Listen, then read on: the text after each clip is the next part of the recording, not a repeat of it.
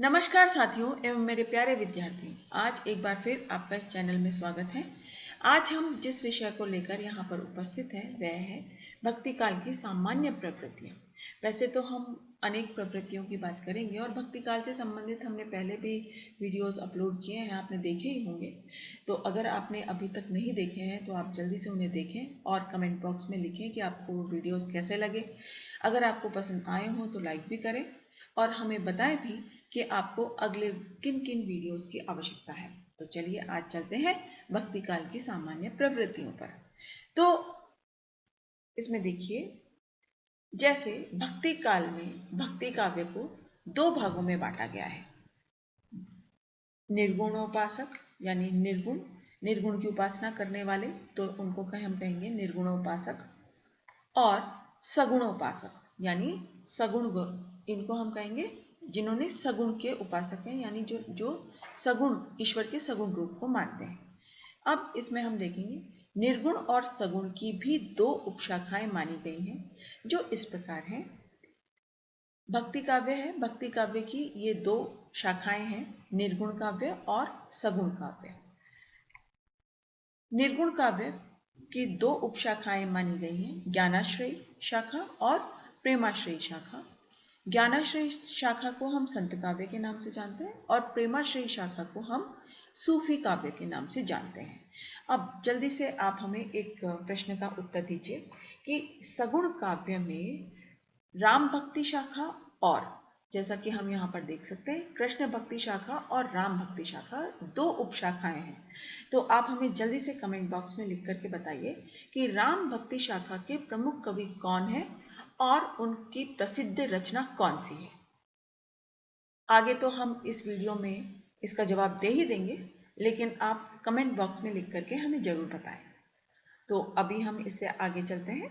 सगुण काव्य की दो शाखाएं हैं, कृष्ण भक्ति शाखा और राम भक्ति शाखा। तो इस प्रकार हमने देखा कि भक्ति काव्य दो शाखाओं में बटा हुआ है, निर्गुण, और निर्गुण भी दो अन्य शाखाओं में बटा हुआ है, और सगुण की भी दो अन्य शाखाएं हैं जिन पर हम चर्चा करेंगे। तो अभी हम बात कर लेते हैं भक्ति काल की सामान्य विशेषताओं पर या सामान्य प्रवृत्तियों पर। पहले हम विशेषताएं देखते हैं। आचार्य हजारी प्रसाद द्विवेदी ने भक्ति काल की कुछ सामान्य विशेषताएं इस प्रकार बताई थी। कहा, प्रेम ही परम पुरुषार्थ है, मोक्ष नहीं। भगवान के प्रति प्रेम कौलीन्य से बड़ी चीज है, भक्त भगवान से भी बड़ा है। भक्ति के बिना शास्त्र ज्ञान और पांडित्य व्यर्थ है,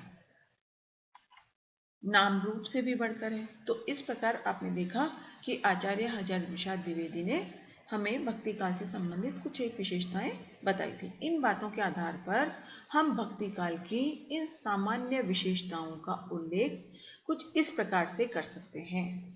तो देखिए, पहला है ईश्वर के प्रति उत्कट प्रेम। भक्त कवियों ने यह माना है कि ईश्वर के प्रति तीव्र प्रेम ही भक्त की पहचान है। चाहे निर्गुण कवि हो अथवा सगुण विचारधारा का कवि, सभी ने समान रूप से इस विचार को व्यक्त किया है। निर्गुण उपासक कबीर की वाणी में, जैसा कि हम जानते हैं, आखड़ियां झाई पड़ी पंत निहारी निहारी, जीभड़िया छाला पड़ा राम पुकारी पुकारी। तो इस प्रकार से ईश्वर के प्रति इनका एक बहुत ही उत्कट प्रेम है, जो कि इन पंक्तियों में दिखाई दे रहा है।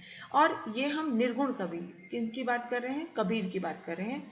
कबीर जो कि निर्गुण उपासक है और संत कवियों में जिनकी श्रेणी प्रथम है, यानी अगर हम गिनती करने पर आए तो इनका जो है वो प्रथम स्थान है। तो उसी प्रकार से सगुण जो उपासक हैं उनकी भी विचारधारा में ईश्वर के प्रति इसी प्रकार का उत्कट प्रेम कहा गया है। तो यहाँ पर ये जो निर्गुण और सगुण की जो समान रूप से जो विशेषताएं हैं वो विशेषताएं हम यहाँ पर बता रहे हैं। तो ईश्वर के प्रति उत्कट प्रेम का दर्शन हम मीरा के पदों में भी देख सकते हैं, जबकि मीरा क्या है? मीरा सगुण उपासक है। तो और वे कहती हैं, हेरी मैं तो प्रेम दीवानी, मेरा दर्द न जाने कोई। इस प्रकार से मीरा ने कहा है। सूरदास जी जो कृष्ण भक्ति शाखा के प्रमुख कवि हैं, यानी सगुण उपासक हैं, तो उनके अनुसार भी मीन एवं चातक का उदाहरण देते हुए वे भी कह उठते हैं, तलफत रहती मीन चातक जो जल बिन उतरशान चीजई। यानी ये भी क्या करते हैं, इसी प्रकार इन्होंने भी, यानी चाहे सगुण हो चाहे निर्गुण उपासक हो, दोनों ने ही ईश्वर के प्रति उत्कट प्रेम को दिखाने की कोशिश की है। अब हम देखेंगे दूसरी विशेषता, समानता का भाव। भक्ति के मार्ग में सांसारिक भेदभाव का कोई स्थान नहीं है। तुलसीदास, अब हम तुलसीदास पर पहुंच गए हैं। तो तुलसीदास जो कि राम भक्ति शाखा के प्रमुख कवि हैं, जो वर्ण आश्रम धर्म का समर्थन करते हैं, भक्ति के क्षेत्र में किसी प्रकार के भेदभाव को नहीं मानते। सूरदास की गोपियां भी प्रेम के मार्ग में विधि निषेधों को स्वीकार नहीं करती। विधि निषेधों यानी कभी हाँ कभी ना, तो सकारात्मक और नकारात्मक को स्वीकार नहीं करती। वहीं कबीर आदि निर्गुण कवियों ने तो जाति पाति का दृढ़ता पूर्वक विरोध किया है।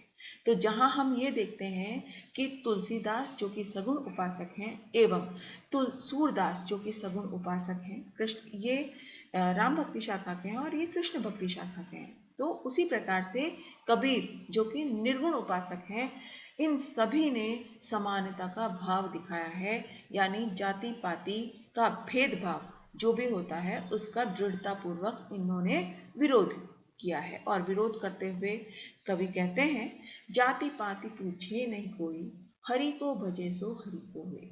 यानी कोई भी हरि भक्ति के मार्ग में कोई भी जाति पाति को नहीं पूछता, जो हरि को भजता है, जो हरि का भजन करता है, वह हरि का हो जाता है। अब हम देखेंगे तीसरी प्रवृत्ति जो कि है गुरु महिमा। गुरु का भी ऊंचा स्थान माना गया है, जिसने साक्षात रूप से उसका परिचय करवाया है। जैसे कबीर के शब्दों में, गुरु गोविंद दो खड़े काके लागो पाए, बलिहारी गुरु आपने गोविंद दियो बताए। यानी जब गुरु और गोविंद यानी ईश्वर दोनों खड़े हुए हैं, तो सबसे पहले किसके चरण स्पर्श किए जाएंगे? तो वे कहते हैं कि सबसे पहले गुरु के चरण स्पर्श किए जाएंगे, क्योंकि गुरु ने ही गोविंद तक पहुंचने का मार्ग बताया है। जायसी के पद्मावत में भी सुआ जो कि गुरु का परिचायक है, राजा रत्नसेन को पद्मावती के रूप सौंदर्य से परिचित कराता है। तो यहाँ पे आत्मा यानी रत्नसेन रूपी आत्मा पद्मावती रूपी परमात्मा की पहचान करवाती है या उसके रूप सौंदर्य से परिचित कराता है। अब है शास्त्र ज्ञान की अनावश्यकता, यानी शास्त्र ज्ञान की जो आवश्यकता है वो नहीं होनी चाहिए, यह उसकी अनावश्यकता है। भक्त कवियों के अनुसार शास्त्र ज्ञान और पांडित्य भक्ति की राह में रोड़ा अटकाते हैं। कबीर स्पष्ट घोषणा करते हुए कहते हैं, पोथी पढ़ी पढ़ी जगमुआ पंडित भयानको, ढाई आखर प्रेम का पढ़े सो पंडित हो। यानी इतने मोटे मोटे पोथी पढ़ करके जिन्होंने जो ये कहते हैं कि हमने अनेक धर्म ग्रंथों का ज्ञान कर रखा है या हमने पढ़ रखे हैं, इस प्रकार से या यह जो सारा संसार है ये इन पोथियों को पढ़ पढ़ करके मृत्यु को प्राप्त हो गया है, परंतु उनमें से एक भी व्यक्ति विद्वान नहीं हो सका। लेकिन जिसने केवल ईश्वरीय सच्चे प्रेम के 2.5 अक्षर भी पढ़ लिए, वो समझो पंडित हो गया, या वही व्यक्ति क्या कहलाएगा? विद्वान कहलाएगा। भक्त तुलसीदास ने भी अपनी रचनाओं में जगह जगह इस बात पर जोर दिया है कि सच्चे मन से भक्ति की जानी चाहिए। रामचरितमानस, हमने जो प्रश्न किया था आपसे कि राम भक्ति शाखा के प्रमुख कवि कौन है और उनकी रचना कौन सी है, तो ये है राम भक्ति शाखा के प्रमुख कवि हैं तुलसीदास और उनकी रचना है रामचरितमानस। तो रामचरितमानस में वे कहते हैं, मूक होई बाचाल पंगु चढ़ई गिर पर गहन, जासु कृपा सो दयाल द्रवौ सकल कलिमल दहन। और इस प्रकार हम इनकी यानी भक्ति काव्य की 5वीं प्रवृत्ति पर पहुंचते हैं, और वह है अहंकार का त्याग और लोक जीवन से जुड़ाव। भक्त कवियों ने यह घोषणा की है कि भक्त को अहंकार का त्याग करना चाहिए। भक्त कवियों ने स्वयं को लोक जीवन से जोड़ा। वे न तो दरबारी कवि थे और न ही वे किसी राजा का गुणगान करते थे। जैसा कि हम ये जो बात कह रहे हैं कि वे ना तो दरबारी कवि थे और ना ही किसी राजा का गुणगान करते थे। हम क्यों कह रहे हैं?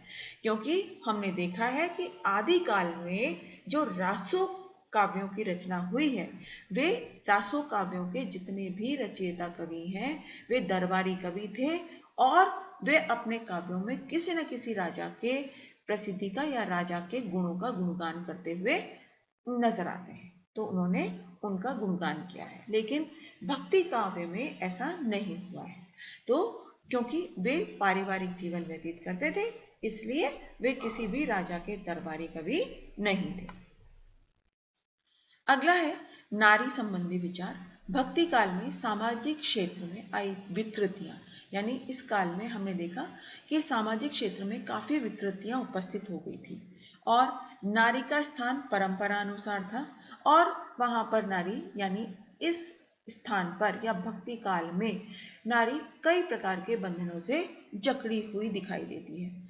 भक्त कवियों ने भी नारी की स्थिति का तत्कालीन सामाजिक स्वीकृति के अनुसार ही वर्णन किया है।